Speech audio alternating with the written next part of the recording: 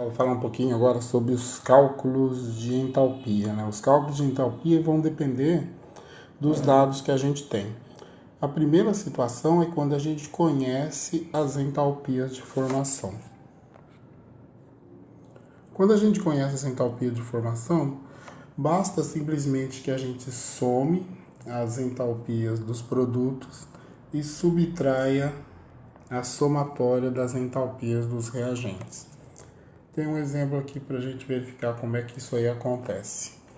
Então ele quer que a gente calcule o ΔH para a reação de combustão do ácido acético. Está aqui, ó. O ácido acético está aqui, em presença de oxigênio, 2 moléculas, formando 2 moléculas de CO2 e 2 moléculas de água. Então, a gente conhece as entalpias de formação do ácido acético, do CO2 e da água. E o O2, como é uma substância estável, simples, a entalpia é igual a zero. Então, por isso que ela não vem listada aqui. Então, fazendo as somatórias, né?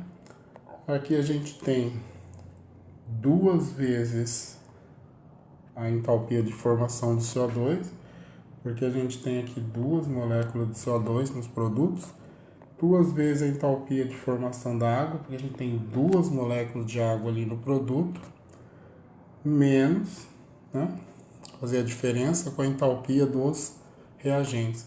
O O2, substância simples estável, entalpia igual a zero. E a gente tem 1 mol de C2H4O2, que é o ácido acético. Como ele trabalha com 1 mol só, a gente não precisa multiplicar, já tem valor na unidade ali.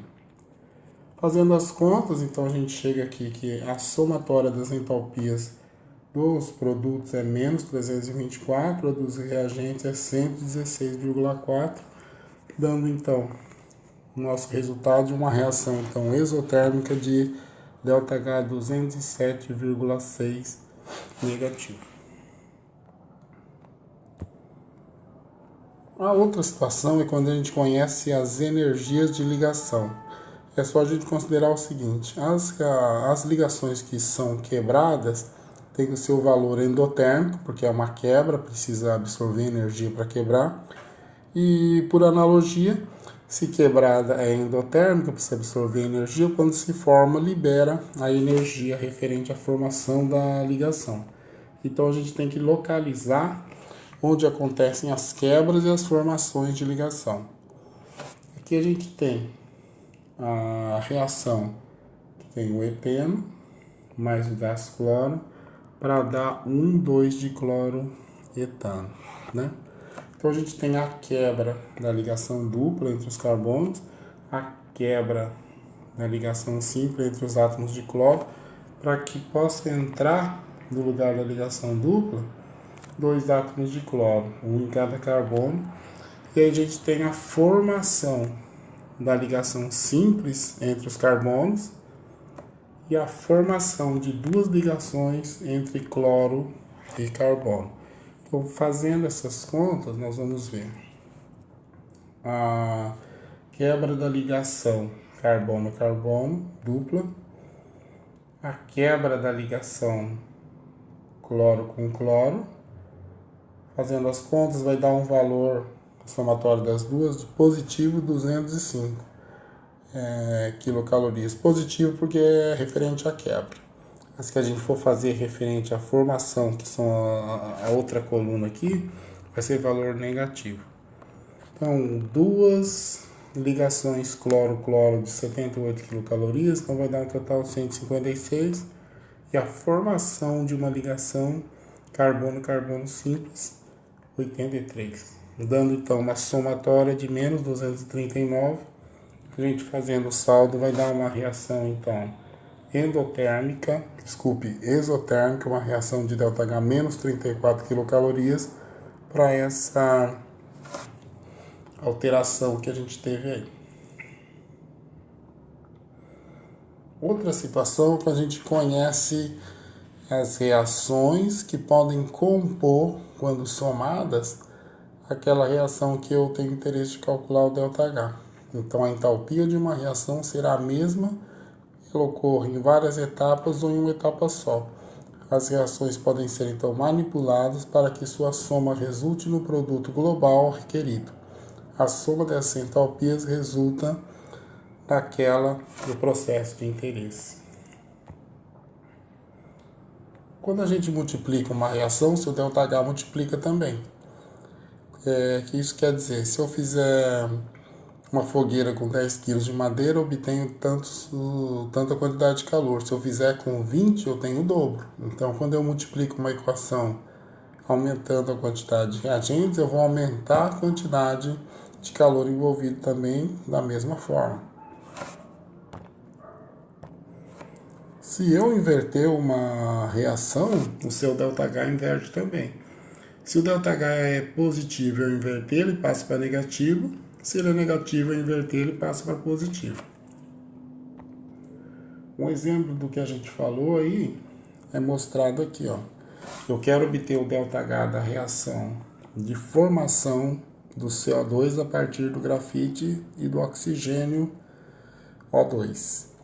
Eu tenho essas duas reações que somadas vão dar a reação que me interessa. Vai trazer o CO2, único produto formado na quantidade de 1 mol como produto, O2 e o carbono grafite. Então eu corto aqui, ó, CO, né, de um lado e de outro, uno aqui as duas metades de O2 para dar um inteiro de O2, sobra aqui do lado esquerdo carbono grafite e sobra do lado direito CO2. Eu não conhecia esse ΔH, mas como as reações que eu tinha, o ΔH conhecido, somadas resultam na equação que eu queria, a soma dos ΔHs vai resultar no ΔH da reação que eu tinha interesse. Agora a gente tem aqui uma reação um pouquinho mais complexa, né? Que é a reação de oxidação de etanol. Então a gente tem etanol aqui no reagente, o produto da sua oxidação aqui do outro lado. E a gente tem como dados essas duas reações aqui, A1 e A2. Como é que eu vou manipular essas reações? O que eu vou notar? O etanol, na primeira reação, ele é um reagente, como eu preciso realmente que seja. Então, como o etanol, nessa primeira reação, ele está na posição que eu preciso, tendo o etanol como um reagente, eu vou manter essa reação com esse sentido original. Já a outra reação que vai acontecer, o produto da oxidação do etanol, ele aparece no reagente, mas ele tem que aparecer nos produtos. Então, eu vou inverter essa equação para levar esse produto para a condição de lado direito.